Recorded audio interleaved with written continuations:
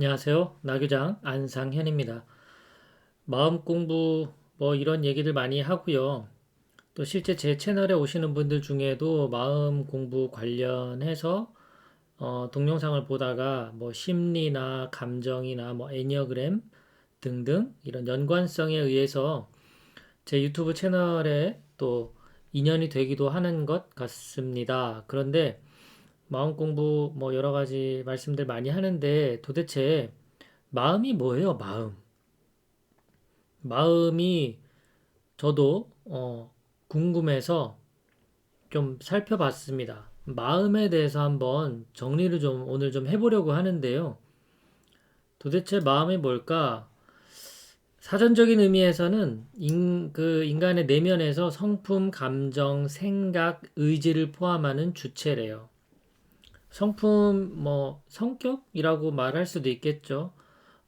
성격, 감정, 생각, 그리고 내 의지까지 이것을 모두 포함했을 때 마음이다 라고 말을 하는데요.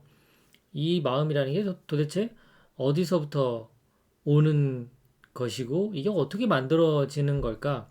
이런 것들은 우리만 고민하지는 않았겠죠. 아마 우리 조상들부터 이런 수많은 고민이 이렇게 정리가 되어 내려오지 않을까 싶어요. 그래서 몇 가지를 좀 추려서 정리를 좀 해봤습니다. 우선 용어에 대한 개념을 좀 잡아보려고 하는데요. 이 내용은 그 한국민족문화대백과인가요? 그 네이버 검색해 보니까 요 개념이 좀 재밌는 개념 같아서 한번 가져와 봤어요. 마음이라는 것 자체를 이렇게 네 가지로 구분 지었습니다. 마음 자리에서부터 시작해서 마음 결로 가서 마음 씀으로 가서 마음 씨로 드러나는 이런 네 가지 단계인데요. 우리는 흔히 마음 씨라는 작용들을 주로 보고 있는 건데 마음 씀, 마음 결, 마음 자리 이런 개념들을 알고 있느냐 그렇지 않느냐에 따라 이제 앞으로 여러분들의 마음이나 내 앞에 있는 사람의 마음을 바라보는 관점이 바뀌실 거라고 생각해요. 자, 우선 마음 자리입니다. 마음 자리. 마음의 바탕을 나타낸 단어예요. 마음 자리. 마음의 근원이고 마음의 바탕, 심지, 심원 이런 용어들을 씁니다. 쉽게 마음의 근원 이 정도가 좀 어울릴 것 같아요. 마음 자리란 마음의 근원인 거예요. 이렇게 한번 이해를 그냥 해보는 겁니다. 아직 개념 자체가 정확하게 와닿지 않더라도 한번 이해해 보려고 노력을 좀 해보죠. 자, 마음 자리라는 것은 아직 밖으로 드러나지 않은 관념적 인식의 대상이에요. 그냥 개념인 거예요. 이런 개념이 있는 거예요. 마음 자리라는 개념. 왜? 우리는 볼 수도 없고 느낄 수도 없으니까요. 그냥 관념적으로만 마음 자리 이런 게 있구나. 마음의 근원이구나. 자, 선과 악, 아름다움과 추악함, 깨끗함과 더러움 이런 구분이 없는 상태인 거예요. 이해가 되시죠? 그러니까 우리가 선, 악, 미추, 염정 이런 구분을 하려면 드러나야 되잖아요. 아직 드러나지 않은 상태이기 때문에 이런 구분이 의미가 없는 거예요. 구분할 수도 없고요. 그래서 이 마음자리라는 것은 아주 넓은 바다라고 보시면 돼요. 고요하고 담담한 그런 자리입니다. 물결 치는 게 없어요. 원효 대사는 이것을 일심의 바다다라고 표현했어요. 일심의 바다, 마음자리. 어떤 구분도 없고 고요하고 담담한 그런 자리. 자, 이런 자리에 이제 마음결이 생깁니다. 마음결. 마음의 움직임을 마음결이라고 합니다. 다른 말로는 마음가짐, 마음복 이렇게 표현합니다. 이것도 아직 드러나지 않은 거예요. 그냥 이렇게 움직임이 있는 거예요. 움직임이, 결이. 음. 저 멀리에서부터 고요했던 바다에 이제 살랑살랑살랑 뭔가 움직임이 이제 보인 거예요. 아직까지 이 해안가로 오지도 않았어. 그렇게 이해하시면 될 것 같아요. 그래서 고요한 마음 자리가 이제 어떤 사전적인 의미로 이제 외물이라고 하는데 밖에서 어떤 물체, 물질 그런 외부의 반응을 하면 외부에 이제 어떤 반응을 딱 받게 되면 그 외부 그 자극의 속성대로 물결이 일어나는 거예요.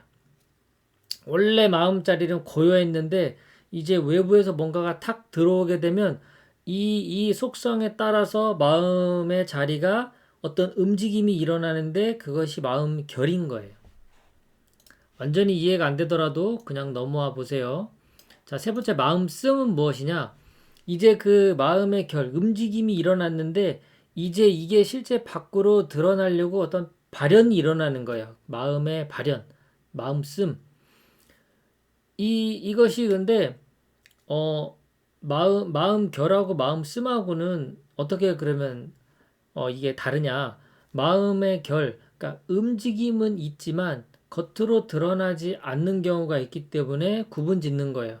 사실 결과 씀은 거의 움직임이 있으면 이것이 드러날 가능성이 많으니까 거의 하나인 개념으로 볼 수도 있지만 사전적인 그 의미, 백과사전의 의미대로 하자면 마음결은 그냥 움직임이 있었던 거고 마음씀은 이것이 이제 발현되는 거예요.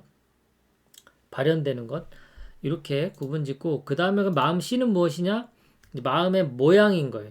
고여했던 이 마음이 마음결이 일어나고 다시 마음씀이 발현이 되면서 이제 드디어 드러나서 어떤 모양이 나타난 게 마음씨예요. 그래서 마음과 관련된 모든 형용사는 이 마음씨에 해당되는 거고요. 이제 우리 눈에 드러나는 거죠, 뭔가. 그런데 그렇지 않은 그 전 단계가 발현되는 과정이 마음씀, 발현되기 전에 움직임이 이제 막 일어나는 단계가 마음결, 그리고 그 움직임조차 일어나지 않은 고요한 상태가 마음자리, 이렇게 이해하시면 됩니다. 이것은 정확하게 이해하는 것보다도 이런 마음이 네 가지 단계로 구성될 수도 있다라는 이 지식을 넣는 이 인지작용이 중요한 겁니다.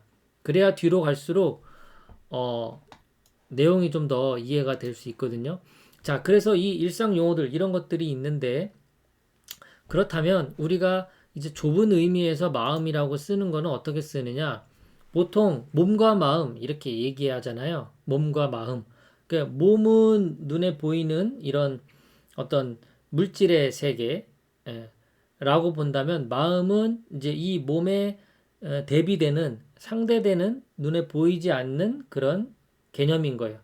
그래서 몸과 마음은 보이는 것, 보이지 않는 이렇게 생각하면 사실 이 몸을 중심으로 이제 어찌 보면 만들어진 개념이죠. 몸이 느끼는 그 오감, 감각 이런 것들이 있다면 마음은 이제 그 감각, 지각 정보들이 내 속으로 머릿속으로 들어와서 여기서 이제 생각, 감정, 뭐 의지 이런 것들이 만들어지게 되니까 이렇게 구분 지은 것을 좁은 의미의 개념으로 보시면 되고 그 넓은 의미에서는 어떻게 바라보느냐 유신론적 세계관 뭐 이렇게 표현할 수도 있는데요. 이 용어대로 한번 따라가 봅시다. 우주와 마음을 일치시킨 거예요. 그러니까 넓은 의미에서는 이게 분리된 게 아니에요. 마음이 따로 있고 물질이 따로 있고 이렇게 왜냐하면 이게 하나로 돌아가기 때문에 그러니까 뭐 마치 그 유무상생인 거죠. 음, 유와 무를 나눌 수가 없는 거예요. 그 텅 빈 거라고 말할 수도 있지만 이미 꽉 찬 거라고도 볼 수가 있는 거죠. 그래서 우주의 본체를 정신적인 것으로 보며 물질 현상도 정신적인 것의 발현이라는 이론. 이런 것들이 이제 유심론적 세계관의 측면에서의 마음이 이제 넓은 의미로 포괄적인 의미로 이제 만들어진 거죠. 자, 저는 영혼육이라는 걸로 설명드린 바가 있습니다. 의식의 세계에 대한 말씀을 드렸을 때 그냥 단순하게 두 가지 의식이다라고 했을 때는 큰 나와 작은 나 이렇게 표현드린 적이 있고요. 그 다음에 나는 누구인가라는 영상에서는 이 영혼육에 대한 말씀을 드렸는데 바로 이 육이라는 건 몸의 의식을 말하는 거고요. 혼이라는 건 바로 그 마음의 의식을 말하는 건데요. 이 마음의 의식에서도 이것을 넓게 보면 이제 영의 개념까지 포함된 것을 받아들이느냐, 그렇지 않느냐에 따라 차이가 난다라고 볼 수 있는데요. 영은 뭐 다른 말로 한다면 성경적인 의미에서는 당신과 같은 형상을 만들어서 거기에 숨을 불어 넣잖아요. 그래서 이제 영혼, 각자 인간마다 각자의 영혼이 있잖아요. 그런데 그 영혼이라는 개념을 그냥 인간의 그런 마음 차원에서만, 에고의 그런 차원에서만 바라보면 좁은 의미인데, 이 영이라는 개념까지 포함시키면 사실 그 말하자면 하느님의 그 영이 내 안에 같이 존재한다라는 것을 받아들이는 거죠. 이것은 받아들이느냐 그렇지 않느냐의 차이인데, 받아들이지 못한다 하더라도 한번 상상해 보셨으면 좋겠어요.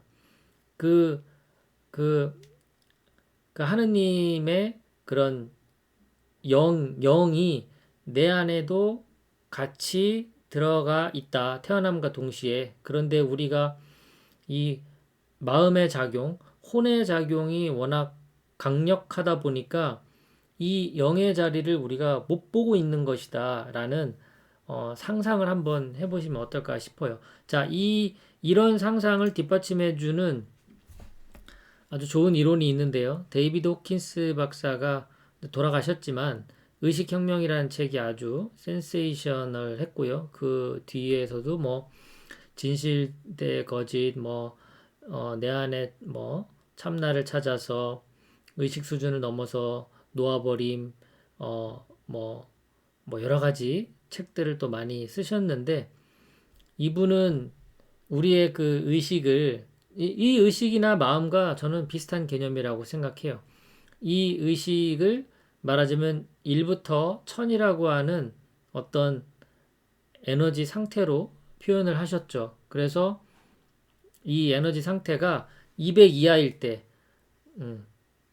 수치심, 죄의식, 무기력, 슬픔, 두려움, 욕망, 분노, 자존심, 여기까지 상태에서는 낮은 의식 수준이다 라고 표현을 하고, 200 이상인 용기, 중용, 자발성, 포용, 이성, 사랑, 기쁨, 평화, 깨달음은 높은 의식 수준이다 라고 표현을 합니다. 그러면 그 200이라는 기준의 중요한 지표가 무엇이냐? 우리의 의식, 우리의 마음에서 이 구분짓는 이원성이 얼마나 강력하게 존재하느냐로 나눌 수가 있습니다. 그러니까 낮은 의식 수준에서는 항상 나누는 거예요. 분별이 늘 있는 겁니다. 이렇게 나눠야만 말하자면 직성이 풀려요. 그렇지 않으면 이 세상을 받아들일 수가 없죠. 그런데 이제 그런 이원성을 넘어서기 시작하면 이제 그런 어떤 판단의 기준보다는 그 있는 그대로 자체를 이해하고 수용하는 쪽으로 이제 넘어가게 되는데, 그것이 바로 높은 의식 수준이다라고 볼 수가 있습니다.